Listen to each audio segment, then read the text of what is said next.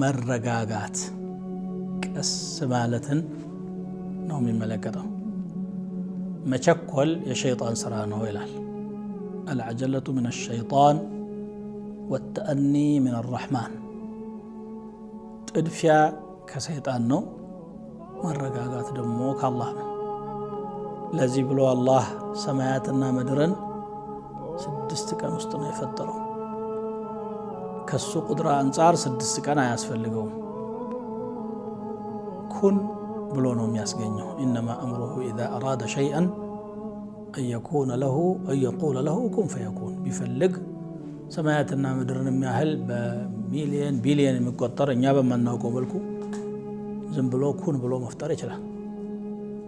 የሱ ችሎታ ገደብ ስለሌለው ግን ስራ ላይ መረጋጋትን ሊያስተምረን 6 ቀን ፈጠረ ይላሉ ዑለማዎች ምን ሰራው ነገር ላይ ችኩልነት ካለ ጥራት አይኖርም መበላሸት ይኖራል አብዛኛው አደጋ የሚከሰተው ከመቸኮል ነው እንግዲህ የመኪና አደጋ ምሳሌ እናምጣና ወይ ገጪው ወይ ተገጪው ተቸኩለዋል እንጂ ሁሉም ሚዛኑን ጠብቆ ተረጋግቶ የሚነዳ ቢሆን ኖሮ ያ ይሆንም ነበር ልጆቻችን ጋር ስንኖር አንዱ አደብ ያጣል ባለቤት አደብ ታጣለች ሰውናትና ተነስቶ ተናዶ ያልሆነ አመታት መጥቶ አካለ ስንኩል አይነ ስውር የሚያደርጋል ሌላ ቀርቶ ነብያችን ሰለላሁ ዐለይሂ ወሰለም ወህይ ሲመጣ እንዳይጠፋኝ ብለው ተቸኩለው ከስር ሲያነቡ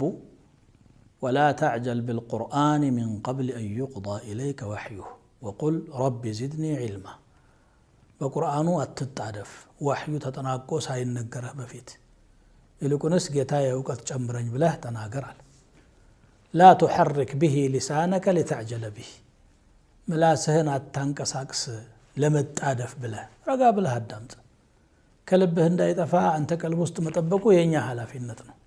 إن علينا جمعه وقرآنه ስለዚህ ምን ሰራውን ነገር ለኸይር መቻኮል ማለት እየሮጡ መሄድ መክነፍ ማለት አይደለም ቅድሚያ ለኸይር መስጠት ማለት ነው ለዚህ ብሎ አላህ Subhanahu Wa Ta'ala وسارعوا إلى مغفرة من ربكم سابقوا إلى مغفرة من ربكم ከጌታችሁ ወደ ሆነ ምህረት ገስግሱ ተሽቀዳደሙ ፍጠኑ እያለ ነብያችን ሰለላሁ ዐለይሂ ወሰለም ግን ሶላት ስትሄዱ አሉ فأتوها وأنتم تسعون